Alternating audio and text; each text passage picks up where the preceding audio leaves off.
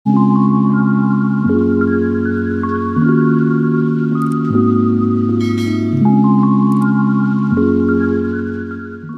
142.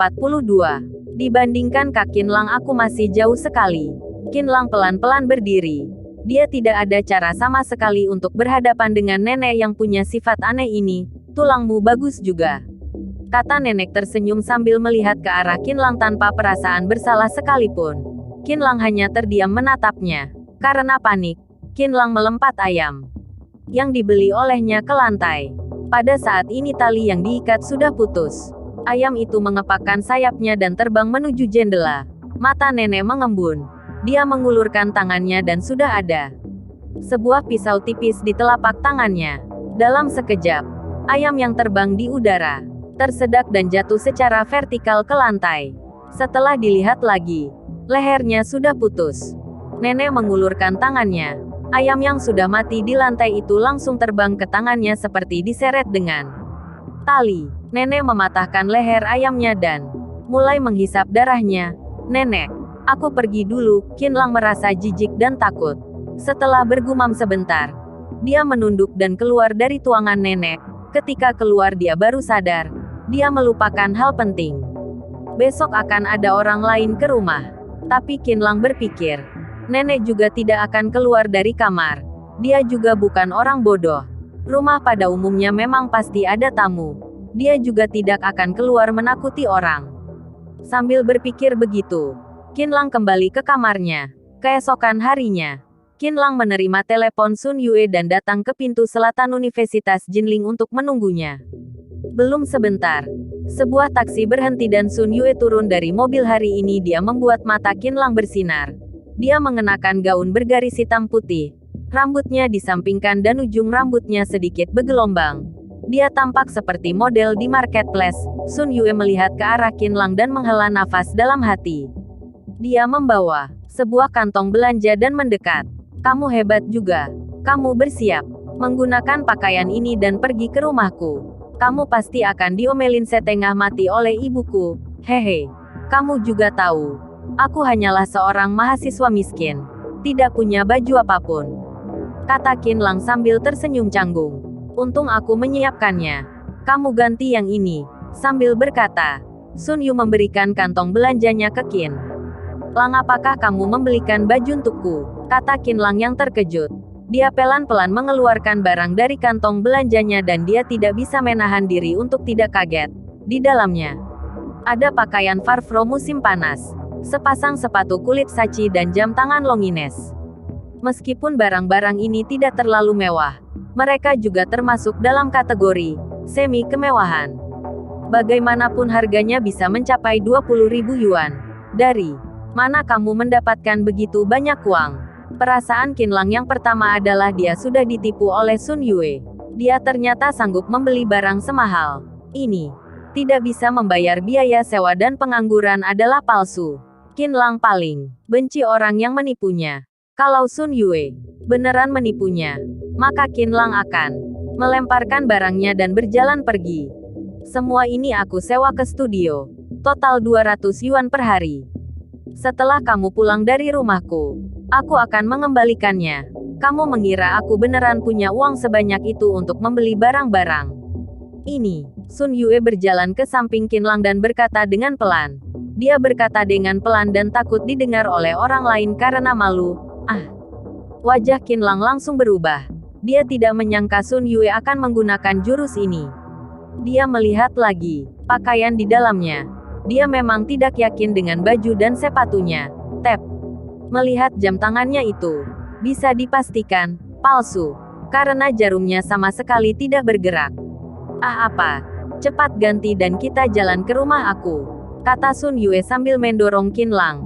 Qinlang lalu bergegas ke toilet pria dan mengganti bajunya. Begini kelihatan lebih baik. Sun Yue melihat Qinlang memakai pakaian yang dia bawa. Dia mengangguk puas. Kemudian dia membantu Qinlang merapikan kerah bajunya. Ingat, hari ini identitas kamu adalah tuan muda dari keluarga yang berada. Punya perusahaan internet kecil. Penghasilan per tahun 2 juta 3 juta yuan. Kamu harus ingat. Tidak perlu begitu kali. Qinlang sedikit bingung. Apakah harus mengingat begitu banyak hal? Apanya tidak perlu? Aku ingatkan kamu dulu. Ibuku sangat mementingkan latar belakang keluarga pria. Kalau latar belakang kamu tidak bagus, dia pasti akan menyudutkanmu dan memaksa aku berkenalan dengan pria itu. Dan misi kita hari ini hanya satu, yaitu tidak boleh kalah dengan pria yang dikenalin oleh ibu dan membuat ibu dan dia merasa bahwa kita berdua adalah pasangan yang serasi. Mengerti? Mengerti. Tapi setelah itu, Qinlang sedikit khawatir. Kali ini dia membantu Sun Yu. Mulai sekarang mungkin Sun Yue akan mengikutinya. Bukannya yang Siki juga begitu. Setelah itu aku akan mencari alasan bahwa kita sudah berpisah. Kamu tenang saja. Aku tidak akan menjatuhkanmu, Sun. Yue sedikit kecewa. Apa maksudnya Qinlang? Apakah dia yang seorang wanita cantik tidak bisa bersanding dengannya? Ayo pergi. Sun Yue juga tidak berpikir lagi. Dia harus melewati rintangan ibunya terlebih dahulu. Dia kemudian memanggil taksi dan bergegas ke rumah ibunya. Saat ini, di kediaman ibunya Sun Yue, ada seorang pria muda bernama Gao Qiang yang duduk di sofa dan berbicara dengan ibu Sun. Gao Qiang, Sun Yue, kami bekerja sebagai jurnalis. Kalau kamu, tanya ibu Sun. Dengan ekspresi tersenyum, Gao Qiang dikenalin oleh teman baiknya. Ibu Sun juga sudah menyelidikinya. Latar belakang keluarganya tidak buruk, tapi lebih baik dia menanyakan langsung kepada Gao Qiang agar lebih aman. Oh, Bibi, Anda harusnya tahu kota spesial yang dikembangkan oleh pemerintah kota Jinling di Taman Sains. Bukan? Sederhananya, itu adalah basis film dan televisi. Aku pikir industri film dan televisi dalam negeri masih banyak uangnya dalam beberapa tahun terakhir. Jadi aku membuka sebuah perusahaan kecil di sana. Kemudian menyediakan peralatan untuk para awak kru. Penghasilan bersih selama setahun mendekati 1 juta yuan. Kata Gao Qiang merendah. Mendengar Gao Qiang bisa mendapatkan 1 juta yuan per tahun. Mata ibu Sun langsung bersinar. Bagus. Aku merasa kalau kalian bersama pasti punya pembicaraan yang sama. Tunggu Sun Yue pulang. Kamu harus berkenalan dengannya. Ting tong bel pintu berbunyi. Ibu Sun langsung pergi membuka pintu dan Gao Qiang juga ikut dari belakang. Ketika membuka pintunya, Ibu Sun melihat anak bungsu dia, Sun Yue. Akhirnya kamu pulang juga, kata Bunya. Dia punya 3 anak perempuan dan anak bungsu ini yang paling tidak bisa diperintah. Tahun ini sudah berumur 26 tahun, tapi masih tidak mengkhawatirkan pernikahannya. Perlu diketahui, anaknya anak pertama dia sudah masuk universitas. Bagaimana mungkin dia sebagai ibunya tidak khawatir? Cepat masuk. Gao Qiang sudah menunggu kamu lebih dari 1 jam di rumah. Ibunya sudah tidak sabar mempertemukan anaknya dan Gao Qiang. Ibu, aku sudah kasih tahu Anda. Anda tidak perlu mengkhawatirkan aku. Kamu ini, kalau aku tidak khawatir, siapa yang akan mengurus pernikahan? Kamu, kalau kamu bisa membawa pulang seorang menantu untukku, apakah ibumu perlu begitu terburu-buru? Kata Elbunya dengan sedikit tergesa-gesa. Anaknya ini sudah berumur tapi masih seperti ini. Apakah dia bisa menemukan suami yang cocok? Sun Yue lalu menarik Qinlang ke sampingnya dan memperlihatkan kepada Elbunya. Halo Bibi, kata Qinlang sambil tersenyum canggung. Kamu, Ibu Sun bertanya dengan bingung. Penampilan anak muda ini tidak buruk. Tampangnya juga terlihat baik. Membuat sikap Elbu Sun terpaksa harus lebih sopan dengannya. Dia Qinlang. Pacarnya aku. Kata Sun Yue sambil melirik ke Qinlang dan berkata kepada ibunya. Dia adalah pacar kamu. Bu Sun terlihat sangat kaget. Kalau Qinlang yang berganti pakaian, Ibu Sun pasti akan marah langsung. Tapi melihat Qinlang berpakaian dengan rapi, apakah latar belakang keluarganya juga tidak buruk? Qinlang mengangguk. Ayo kita masuk, kata Sun Yue sambil menarik Qinlang masuk ke dalam ruangan. Halo, Sun Yue. Aku Gao Qiang. Gao Qiang yang berdiri di dalam datang menghampiri Sun Yue dan menyapanya. Dia sangat senang dalam hati. Sun Yue lebih cantik dari fotonya. Halo, Sun Yue hanya menjawabnya dengan dingin. Dia menyuruh Qinlang duduk di sofa dulu. Kemudian dia berjalan ke depan spiritual ayahnya dan memberikan hio.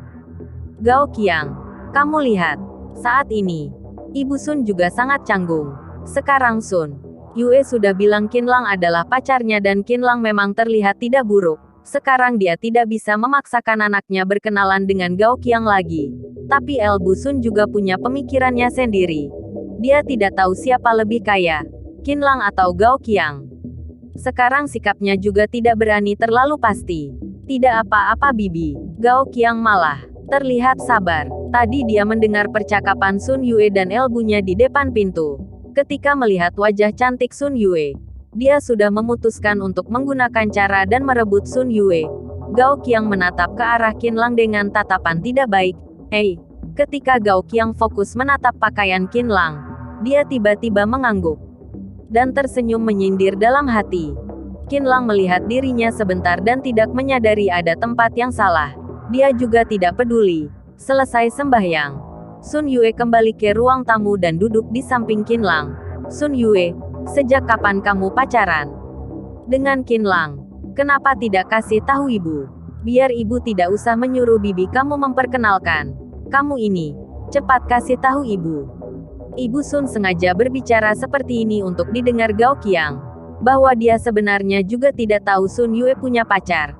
Biar Gao Qiang tidak membenci dirinya. Kami ya. Sun Yue dan Qinlang saling bertatapan. Di dalam mata mereka sama-sama terlihat rasa tidak tenang. Sun Yu kemudian mengangkat rambutnya dan berkata, sudah beberapa bulan. Qinlang, apa yang dilakukan keluarga kalian? Ibu Sun langsung bertanya tanpa malu.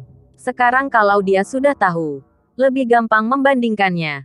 Siapa yang lebih hebat antara Qinlang dan Gao Qiang? Biar tidak menyia-nyiakan kesempatan kali ini. Keluarga kami membuka perusahaan internet. Setahun pemasukan sekitar 2 juta. Bukan termasuk perusahaan besar. Cukup untuk menghidupi kami, kata Qinlang sambil tersenyum.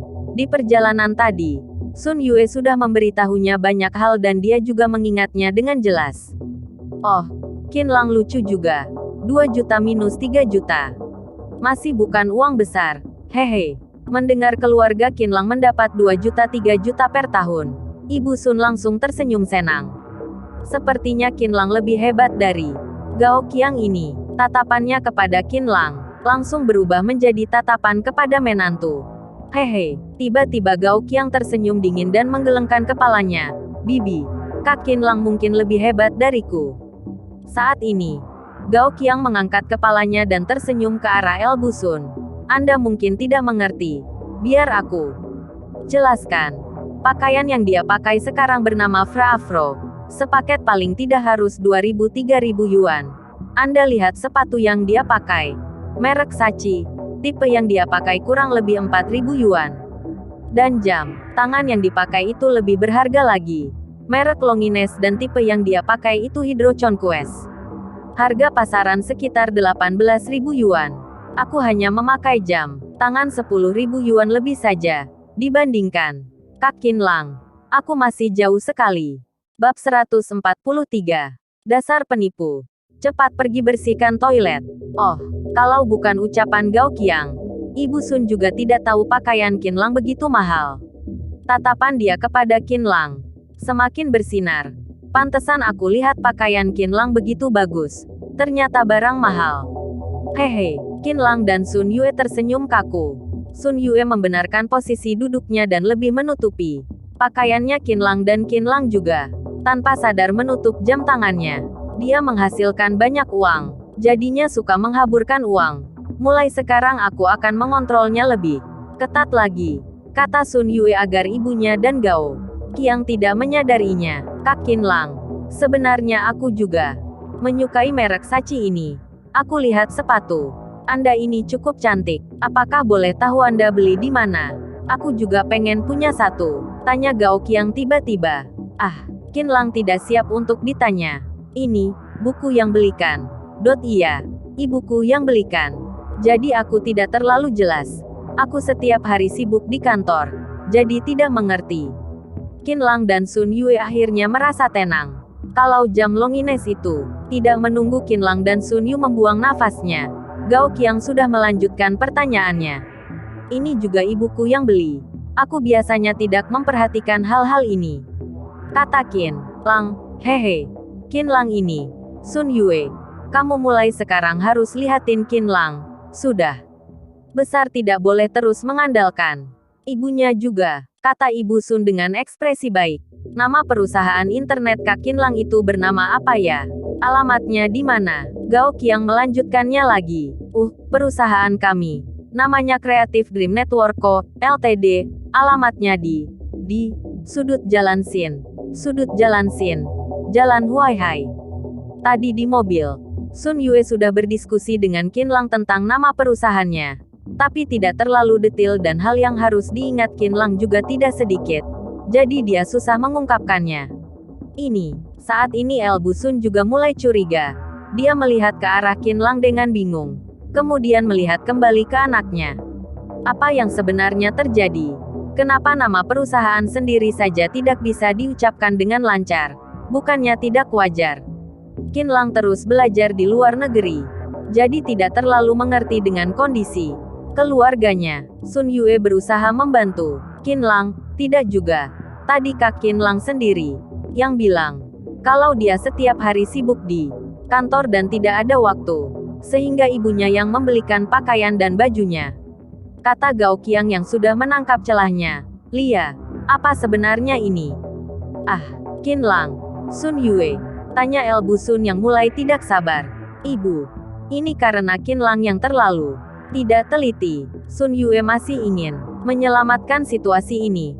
Tapi Gao Qiang sudah berbicara dengan kencang kali ini. Bibi, apakah Anda masih tidak melihat jelas? Orang yang bernama Qin Lang ini, sejak masuk tadi sudah berbohong. Saat ini, Gao Qiang langsung menusuk ke arah Qin Lang dengan kata-kata tajamnya. Kamu bilang Qin Lang menipuku, kata El Busun sambil melihat ke arah Gao Qiang dengan ekspresi tidak percaya. Betul, Gao Qiang berjalan ke samping Qin Lang sambil tersenyum dingin. Dia menarik pakaian Qin Lang dengan pelan. Fra Afro, Sachi, Longines, hebat juga kamu. Semuanya palsu. Kamu masih berani menyebut dirimu generasi kedua yang kaya. Kamu asal ngomong. Kenapa kamu berhak berkata begitu? Ini adalah rumahku. Aku tidak ingin melihatmu di sini. Sekarang keluar dari sini. Melihat kondisinya mulai tidak benar, Sun Yue langsung berdiri dan berteriak ke arah Gao Qiang 9. Nona Sun, kamu jangan bodoh lagi.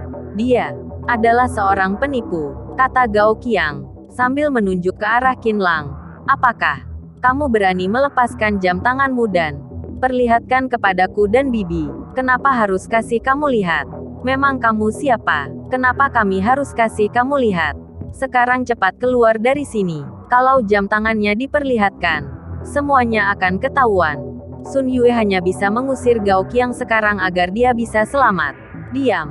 Saat ini, El Busun tiba-tiba berteriak. Dia sepertinya sudah tahu ada yang salah. Dia melihat ke arah Qin Lang. Qin Lang, aku lihat jam tanganmu. Qin Lang merasa sangat canggung dalam hati. Sun Yue juga sangat tidak tenang dan panik. Sekarang harus bagaimana? Tapi, karena sudah begini, Qin Lang menundukkan kepalanya dan pelan-pelan menyodorkan tangan kanannya keluar dan memperlihatkan jam tangannya kepada El Busun. Dia beneran ingin melepaskannya dan beneran ingin mengakui kepada Ibu Sun bahwa dirinya sedang berpura-pura sekarang. Gao Qiang, tadi kamu bilang jam tangan Qin Lang kenapa? Kata El Busun sambil melihat jam tangan Qin Lang dan tidak menyadari masalah. Anda lihat lagi jarum jamnya, kata Gao Qiang sambil tersenyum pelan. Kenapa jarumnya tidak bergerak? Saat ini Ibu Sun juga melihatnya. Dia melihat ke arah Gao Qiang dengan panik. Tentu tidak akan bergerak. Model palsu seperti itu mana mungkin bergerak? Kata Gao Qiang yang langsung menusuk titik pentingnya. Model, kata Ibu Sun yang kaget. Dia melihat ke arah Qin Lang dan Sun Yue. Wajah Qin Lang sangat malu. Sun Yue juga menunduk. Dia tidak berani melihat matanya. Wajah Sun Yue merah dan panas. Sekarang dia tidak tahu harus bagaimana. Bukan jam tangannya saja yang model palsu. Gao Qiang berjalan ke samping Qin Lang dan menarik bajunya dengan pelan. Bukan jam tangan Longinesnya saja yang palsu. Bahkan pakaian Fra Afro dan sepatu sacinya juga palsu. Hati El Busun seperti mau meledak. Dia melihat ekspresi Qin Lang dan Sudah tahu apakah ucapan Gao Qiang benar atau tidak? Dia melihat ke arah Sun Yue dengan tatapan yang sangat suram. Tatapannya itu membuat orang susah bernapas. Asal bicara, kenapa kamu memfitnah pacar aku? Memang kamu siapa? Apakah kamu mengatakan bahwa yang dia kenakan palsu berarti palsu? Aku juga bisa mengatakan bahwa apa yang kamu kenakan itu palsu. Cepat pergi dari sini. Sun Yu menjadi panik karena tatapan ibunya. Dia tanpa sadar melakukan perlawanan terakhir. Nona Sun, kamu sudah tertipu oleh dia. Kamu memang harus mencurigai kata-kataku. Tapi sekarang aku kasih tahu. Kenapa? Semua pakaian dan sepatu dia itu palsu. Gao Qiang menarik kerah baju Qin Lang dan menariknya ke bawah dengan terampil dan dari kerah baju itu muncul satu kertas putih kecil. Di atasnya tertulis, pakaian drama modern. Bisa dipakai oleh pemeran utama atau kedua seorang generasi kedua yang kaya. Nah, Anda sudah melihatnya bukan? Baju yang dia pakai sekarang sebenarnya dia sewa dari studio baju. Gao Qiang mengeluarkan kartu nama dan memberikan kepada Sun Yue. Ini adalah kartu namaku. Aku membuka sebuah perusahaan media. Dan juga memberikan penyewaan kepada kru film. Dan kebetulan, pakaian, sepatu dan jam tangan Longines yang dipakai oleh Kak Qin Lang disewa dari kantor aku. Apa? Sun Yue seperti tersambar petir. Seketika, benaknya menjadi kosong. Sekarang dia juga tidak tahu bisa berbicara. Apalagi, pakaian yang disewa ini ternyata dari perusahaannya Gao Qiang.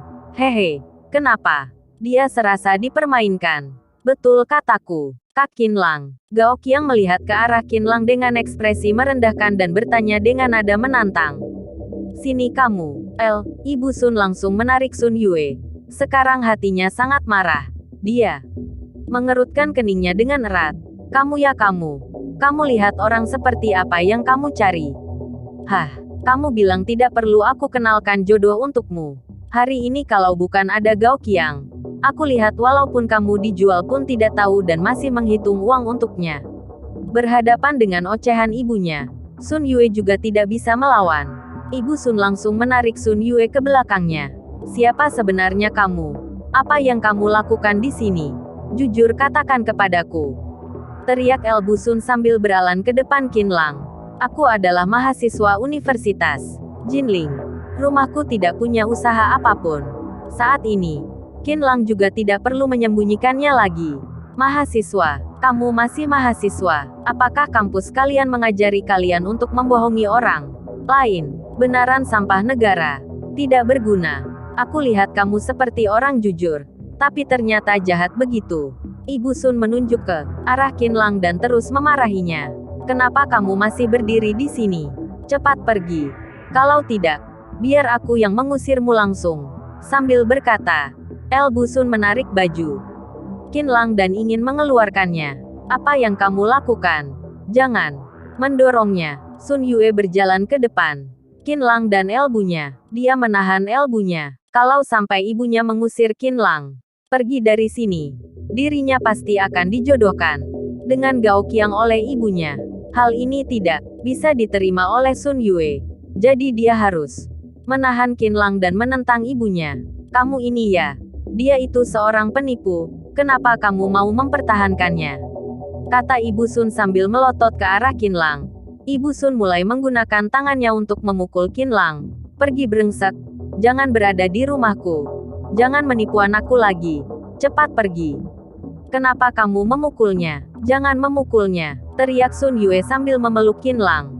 Dia berdiri di depan Qin Lang, supaya ibunya tidak bisa memukulnya. Sun Yue, elbunya sangat kesal dengan Sun Yue sekarang. Apakah kamu tidak bisa melihatnya? Dia hanyalah seorang penipu. Kamu masih melindunginya. Apakah kamu harus ditipu sampai tidak berharga? Ditipu sampai semua uangmu habis. Sampai semua waktumu tersia-siakan. Kamu baru rela. Baru mau melepaskannya. Apakah kamu bodoh? Iya, Sun Yue tidak pernah berbicara seperti ini dengan ibunya. Kali ini dia sudah tidak peduli. Aku sudah sangat menyukainya. Tidak peduli dia menipuku atau tidak. Di kehidupan ini aku hanya mau menikah dengannya. Anda tidak perlu khawatir lagi untukku. Walaupun kamu mendatangkan Jack Ma, aku juga tidak akan melihatnya. Kamu, ibunya melotot ke Sun Yue dan tidak bisa berkata-kata. Penyakit jantungnya hampir saja kambuh. Gao Qiang, kamu lihat anak yang aku besarkan ini menjadi seperti apa?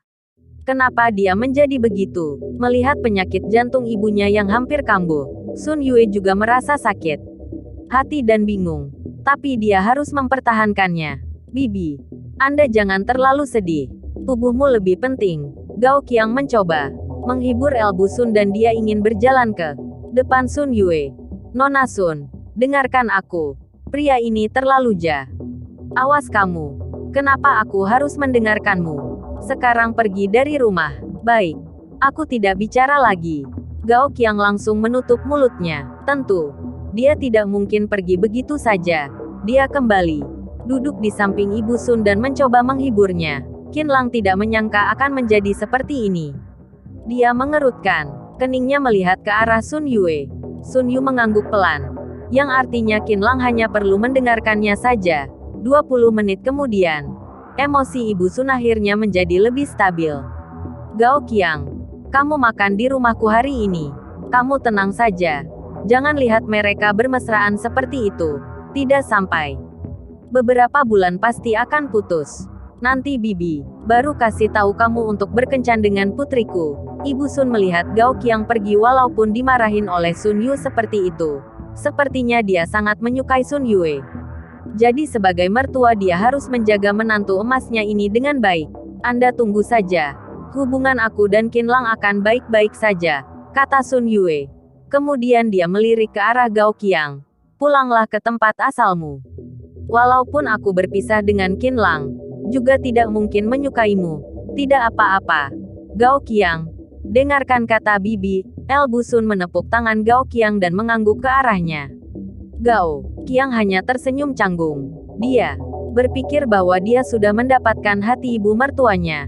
Jadi untuk mendapatkan Sun Yue pasti lebih gampang. Kamu datang ke rumahku dan hanya berdiri diam di sana. Ibu Sun langsung menyerang Qin Lang. Hari ini sepertinya tidak bisa mengusir penipu ini pergi. Tapi juga tidak boleh membiarkan dia hidup dengan tenang. Elbu Sun menunjuk ke arah toilet. Pergi, bersihkan toilet di sana. Ibu, apakah Anda tidak keterlaluan? Kata Sun Yue dengan ekspresi marah. Aku keterlaluan. Elbu Sun tersenyum dingin. Kalau tidak mau, keluar dari sini sekarang.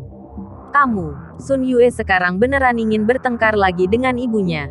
Sudahlah. Qin Lang menarik tangan Sun Yue dan menggelengkan kepalanya.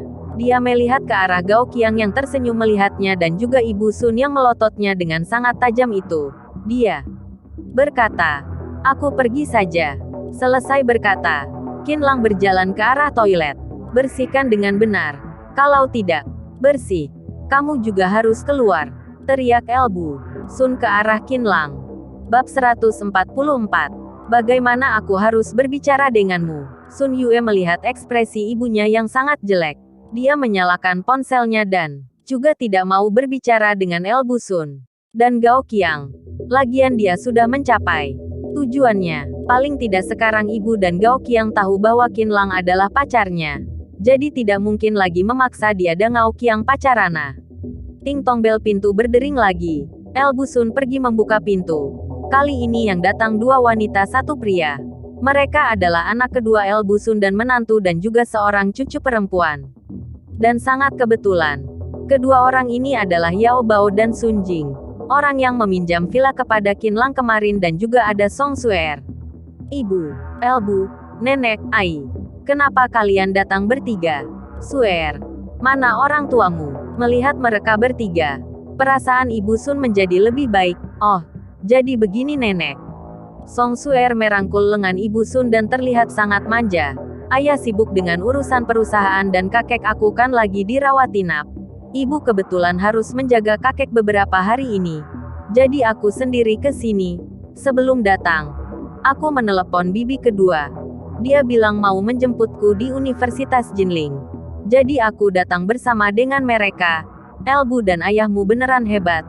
Bahkan perayaan hari kematian kakek kamu pun mereka tidak datang, kata Elbu Sun sambil melihat ke Song Suer.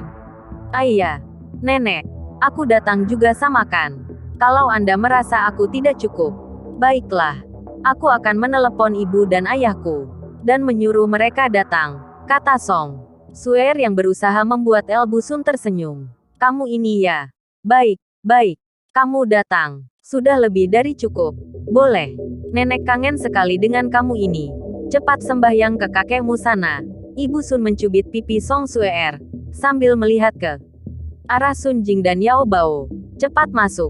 Tatapan dia kepada Yao Bao termasuk baik. Dia selalu puas dengan menantunya ini. Melihat Sun Yue datang duluan, Song Suer sedikit kaget. Dia dan bibi kedua pergi sembahyang kepada kakeknya. Kemudian dia kembali dan duduk di samping Sun Yue. Sun Jing dan Yao Bao juga ikut duduk di sofa, Elbu. Ini. Sun Jing melihat Gao Qiang dan juga sudah menebaknya. Ini adalah jodoh yang mau dikenalin ibunya kepada Sun Yu. Setelah Ibu Sun memperkenalkannya, Gao Qiang langsung menyapa Sun Jing, Yao Bao dan Song Suer. Gao Qiang memberikan kesan yang baik kepada Sun Jing dan Yao Bao. Mereka saling bertukar kartu nama. Gao Qiang, kamu punya perusahaan media. Berarti bisa berbicara dengan Sun Yu juga. Sun Yue seorang jurnalis olahraga. Jadi kalian bisa saling cerita juga. Sun Jing, tahu elbunya membawa Gao Qiang ke rumah. Berarti sudah pasti akan menjodohkan dia dengan Sun Yue. Jadi dia tidak malu-malu. Lagi, kalau Nona Sun bisa memberikan aku kesempatan, aku tentu sangat ingin bertukar pikiran tentang dunia media dengan Nona Sun. Hanya saja aku takut Nona Sun tidak ingin memberikan kesempatan ini kepadaku. Gao Qiang tersenyum. Dia melihat Sun Jing dan Yao Bao punya kesan baik dengannya. Jadi ingin memanfaatkan kesempatan ini agar bisa berbicara hal baik di depan Sun Yue. Setelah Gao Qiang selesai bicara, Sun Yu langsung menatapnya dengan tajam. Hatinya sangat tidak senang dengannya. Oh, apa maksudnya? Sun Jing dan Yao Bao merasa aneh. Mereka lalu melihat ke arah ibunya yang sepertinya tahu sesuatu. Sun Yue sudah menemukan pasangan, kata El Busun sambil menghela nafas. Sudah menemukan pasangan. Sun Jing, Yao Bao dan Song Suer semuanya kaget. Sun Jing langsung bertanya, kamu mencari orang seperti apa? Kerjaannya apa? Ai, Ibu Sun menghela nafas dengan berat dan mengerutkan keningnya sambil menatap Sun Yue. Dia bisa ketemu orang baik seperti apa? Orang itu adalah penipu. Tadi masuk ke rumah kita dengan baju bermerek dan juga memakai sebuah jam tangan. Dia bilang punya perusahaan internet. Penghasilan per tahun 2 juta 3 juta yuan. Untung akhirnya Gao Qiang membongkarnya. Kalau tidak aku juga tertipu olehnya. Ah, Sun Jing dan yang lainnya terlihat sangat kaget. Kalian sudah mengusirnya. Aku juga harus punya keberanian untuk mengusirnya.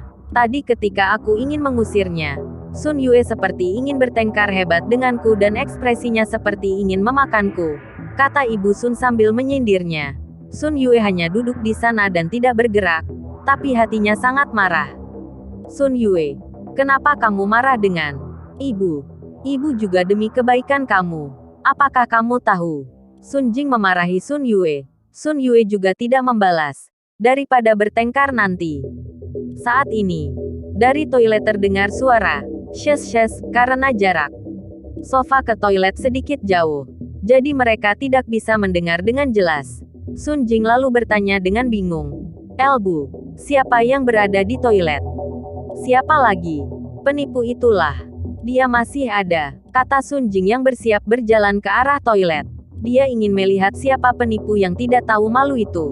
Sun Jing, tidak perlu mempedulikannya. El Busun menarik Sun Jing dan berkata kepada Sun Jing dan Yao Bao. Aku menyuruhnya menyikat toilet. Di dalam sana Bao. Biarkan dia di sana saja sendirian. Beneran tidak tahu malu. Dia menganggap tempat apa ini? Rumah dia. Seorang penipu juga bisa memaksa tinggal di rumah kita. Kenapa dia begitu hebat? Yao Bao ditarik oleh ibunya dan kembali duduk. Dia sengaja berbicara dengan keras, agar orang di dalam toilet mendengarnya. Tapi sekarang, Qin Lang yang berada di toilet sedang memakai headset, sambil mendengar lagu. Dia menutup hidungnya dan menyikat toilet. Jadi dia tidak mendengar suara dari luar. Sun Yue, apa maksudmu? Dia sengaja menipumu dan kamu masih mau pacaran dengannya. Sun Jing melihat ke Sun Yue dan berbicara dengan ekspresi tegas. Dia selalu suka menggunakan sikap merendahkan untuk berbicara dengan Sun Yu. Dengarkan aku. Putus dengan orang itu. Biar kamu tidak ditipu habis olehnya. Nanti kamu harus memohon itu. Terus menggugat itu. Keluarga kita sangat sibuk. Mana ada waktu mempedulikan kamu. Sejak kapan aku pernah merepotkan kakak kedua? Kata Sun Yue melawannya karena kesal. Ai. Kenapa dengan sikapmu ini? Apakah kamu tahu aku juga demi kebaikanmu? Sun Jing langsung marah mendengar ucapannya. Dari dulu, Sun Yue selalu menurut kepadanya. Mana berani melawannya? Sudahlah. Sun Jing elbu Sun menahannya dan dengan suara lebih pelan berkata. Dia sudah tertipu oleh pria itu. Sekarang siapapun yang bicara juga tidak berguna. Jangan lihat kamu belajar begitu banyak. Tapi malahan makin belajar makin bodoh. Kata Sun Jing mengocehinya. Kemudian melihat ke arah Gao Qiang. Lihat latar belakang Gao Qiang yang begitu bagus.